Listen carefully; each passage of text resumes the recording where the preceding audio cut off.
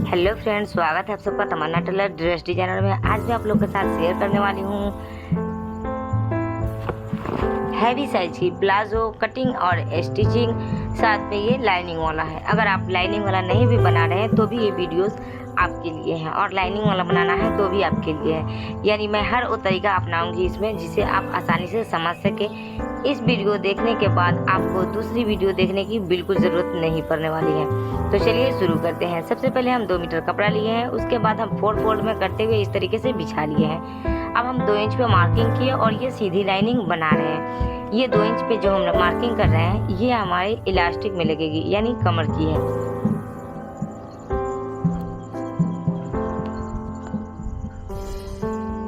कमर इसका है 42 इंच, ठीक है। तो अभी फिलहाल हम नंबर की मार्किंग नहीं कर रहे हैं, बस हम इलास्टिक के लिए इसकी लाइनिंग बना रहे हैं। ये हमारी इलास्टिक की लाइनिंग हो गई। अब हम प्लाजो की लंबाई, तो प्लाजो की लंबाई है 38 इंच। आपका जितना भी लंबाई होगा उसके अकॉर्डिंग आप यहाँ पे मार्किंग कर लीजिएगा, यानी जितना लंबाई तैयार है उतना ही पे मार्किंग करना है। और नापी मैं जो वहाँ पे इलास्टिक के लिए मार्किंग की हूँ वहाँ से नापनी है, ठीक है, पूरा नहीं लेना है। मार्किंग के पास से इस तरीके से वहाँ पे करना है और 38 इंच पे मार्किंग कर देना है। अब हम इसकी सीधी लाइन बना लेंगे।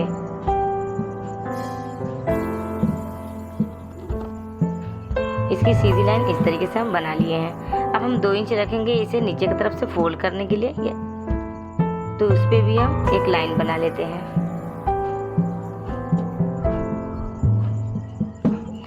तो अब लंबाई का काम मैंने कर लिया है, 38 इंच इसकी लंबाई है। आपका जितना लंबाई होगा उतना रखिएगा, बस ऊपर से इलास्टिक के लिए और नीचे से फोल्ड के लिए हटाने के बाद बीच में जितनी लंबाई है उतना रख सकते हैं। इसका कमर है 42 इंच, तो 42 इंच का चौथा भाग हम लेंगे तो होगा 10.5।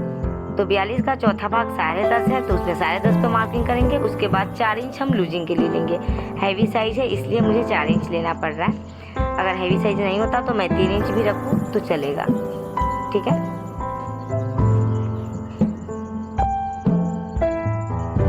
जिस तरीके से मैं मार्किंग कर रही हूँ बिल्कुल वैसे ही मार्किंग करते जाइए, आपको पूरा मैं अच्छे से समझाने वाली हूँ।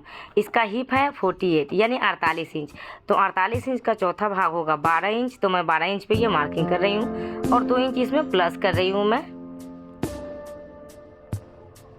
ये 2 इंच प्लस है मेरा, ठीक है। हिप के अनुसार ही ये यहाँ पे आसन का मार्किंग होता है, ठीक है। अब हम इसकी यहाँ पे लाइनिंग करने के बाद जांघ की मापी करने के बाद मैं बता दूँ, जांघ है इसकी 30 इंच, तो जांघ का दूसरा भाग लेना है, ठीक है, यानी 15 इंच।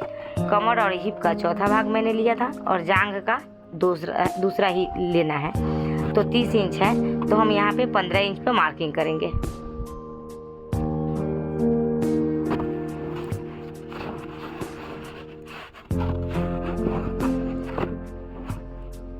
डायरेक्टली आप यहाँ पे भी मार्किंग कर सकते हैं।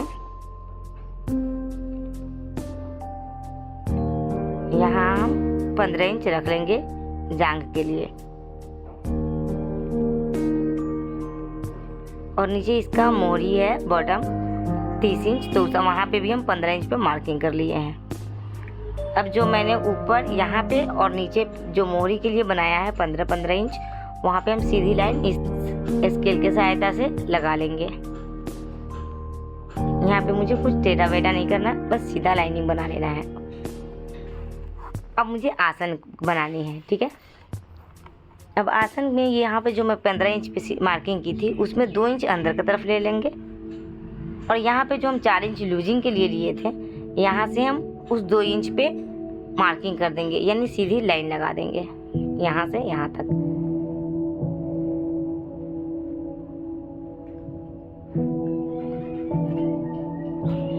अगर आपको ये वीडियो पसंद आए तो प्लीज़ मेरे चैनल को सब्सक्राइब करके बेल ऑल कर दीजिएगा, और वीडियो अच्छी लगे तो लाइक ज़रूर कर दीजिएगा। इस तरीके से हम इसे गुलाई कर देंगे। यहाँ पे जो हम 12 इंच पे मार्किंग किए थे वहीं तक इसकी गुलाई बना देनी है, यानी 2 इंच के अंदर में ही इसकी गुलाई कर देनी है, ठीक है।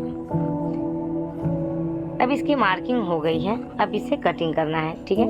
अगर आप इस तरीके से कटिंग करके और प्लाजो बनाते हैं हैवी साइज की, तो बहुत ही परफेक्ट तरीका बनेगा। आसन में बिल्कुल खिंचाव नहीं आएगा।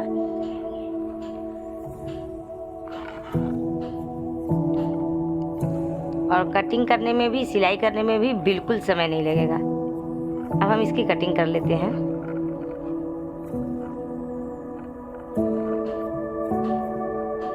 अगर आप मेन फैब्रिक को कटिंग कर रहे हैं, आपका लाइनिंग वाला नहीं है, तो जो मार्किंग किए हैं उस पे ही कट कीजिएगा। मेरा ये लाइनिंग वाला है, ये मेरा फैब्रिक, इसमें मेरा मेन फैब्रिक अलग है जो मैं अस्तर लगा रही हूँ, तो ये अस्तर की कटिंग की हूँ, तो इसलिए मैं एक इंच एक्स्ट्रा ले रही हूँ। अगर आप अस्तर वाला बना रहे हैं तो 1 इंच एक्स्ट्रा जरूर लीजिएगा। इस तरीके से आसन से लेके इसकी नीचे लंबाई तक, एड़ी तक, बस नीचे की लंबाई नहीं बढ़ानी है। बस इसकी चौड़ाई जो आप देख रहे हैं यहाँ पे, यही बढ़ानी है 1 इंच। इलास्टिक से लेके नीचे बॉटम तक 1 इंच इस तरीके से चौड़ाई बढ़ा देनी है इसकी। देखिए, आप देख सकते हैं मार्किंग पे मैंने कटिंग नहीं किया है। अगर मेरा ये मेन फैब्रिक होता तो मैं वैसे ही कटिंग कर देती और सिलाई करती। ठीक है,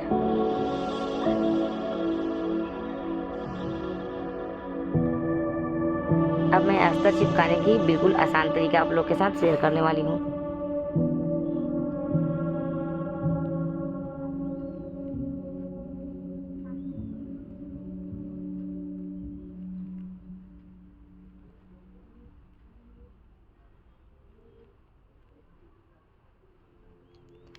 इस तरीके से लाइनिंग को हम यहाँ पे बिछा लेंगे पूरा बराबर से, और इसे हम पिन अप कर लेंगे। बिल्कुल अच्छे से हम यहाँ पे पिन अप कर लेंगे। थोड़ा भी खींचा हुआ नहीं रहना चाहिए, क्योंकि पतले कपड़े मशीन पे सिलने पे बार बार खींच जाते इधर उधर। देखिए, पूरा पिन अप कर लिया है। अब मैं इस पे जिस तरीके से मेरा लाइनिंग है वैसे ही हम इस पे सिलाई लगा लेंगे 3 तरफ से।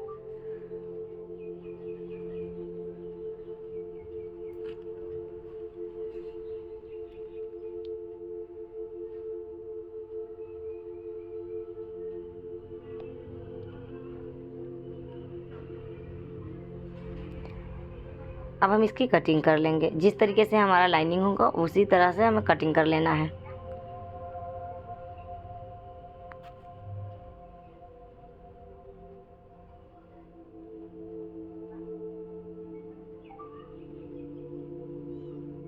अब हम इस पिन को निकाल लेंगे। देखिए, बॉटम की तरफ से हम नहीं सिलाई किए हैं, बस 3 तरफ से सिलाई किए हैं।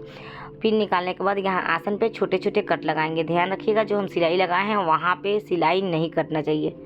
ठीक है, छोटा छोटा कट लगा लेंगे हम आसन के तरफ से, और हम इसे इस तरीके से सीधा कर देंगे।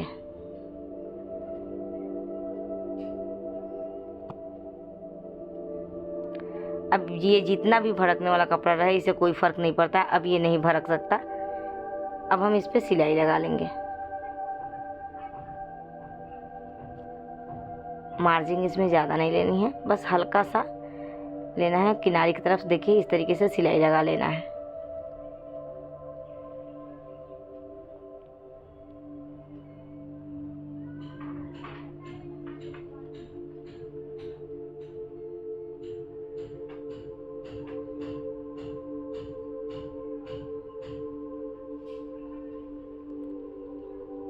तीनों तरफ से मैं सिलाई कर ली हूँ। अब इसी तरीके से दूसरे वाला पार्ला भी हम रेडी कर लेंगे। देखिए, नीचे की तरफ से हम सिलाई नहीं किए हैं।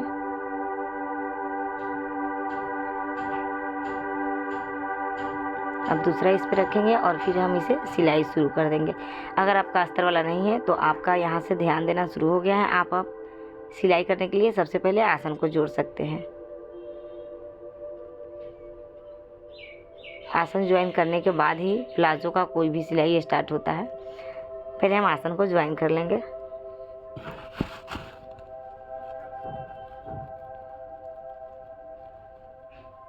देखिए, बिल्कुल परफेक्ट है। इसी तरीके से दूसरे तरफ भी हम आसन को ज्वाइन कर लेंगे। अब ये आसन ज्वाइनिंग हो गई है। अब हम इसकी साइड लगा लेंगे इस तरीके से। नीचे की फोल्ड हम बाद में करेंगे। अगर आप चाहें अस्तर इसमें छोटा रखना है तो आप अस्तर को हल्का सा काट सकते हैं इसमें से, या तो बराबर रखना है तो इतना पे ही बना सकते हैं। ये आपके ऊपर डिपेंड करता है आपको कैसा पसंद है। और ध्यान रखिएगा यहाँ पे जब आएगा बीच में आसन के पास, तो यहाँ पे हमें गांठ लगा लेनी है, यानी बार बार टाका को लॉक कर देना है यहाँ पे थोड़ा सा, ताकि ये नहीं खुल पाए। इस तरीके से इस पे हमें डबल सिलाई लगानी है।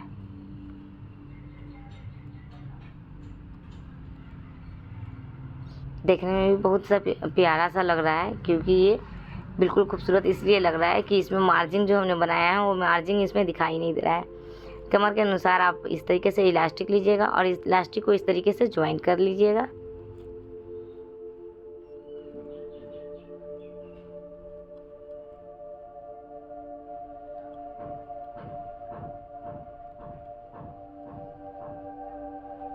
अच्छे से इलास्टिक को लॉक कर लीजिएगा, इससे नहीं खुलेगा ये। अब हम यहाँ पे रखेंगे और इसे हमें फोल्ड करने की दोबारा जो एक बार ज़रूरत पड़ती है वो नहीं है, क्योंकि हम एक बार उसे सिलाई कर चुके हैं और पलट चुके हैं।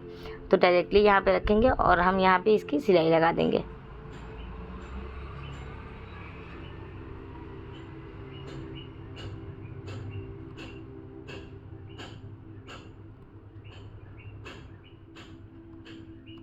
इस तरीके से हमें सिलाई लगाने के बाद हम इस पर डबल सिलाई ऊपर से हम कर देंगे, पूरा अच्छे तरीके से इलास्टिक को मिलाते हुए, ताकि इलास्टिक पलट ना सके।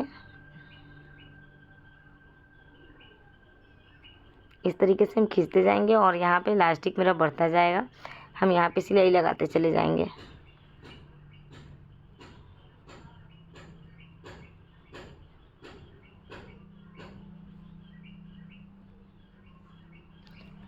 चारों तरफ हम फेंट लेंगे इस चुनट को। देखिए इस तरीके से चुनट बन जाता है।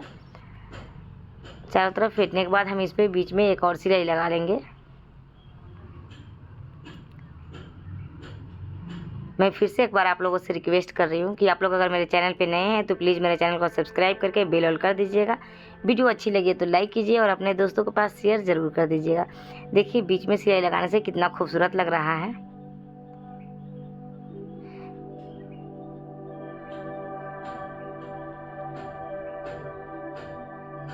इसी के साथ मेरी वीडियोस की अब एंडिंग होने वाली है, तो अब बस मुझे नीचे की तरफ से फोल्ड कर देना है। इसके बाद आपका प्लाजो बनके रेडी हो जाएगा।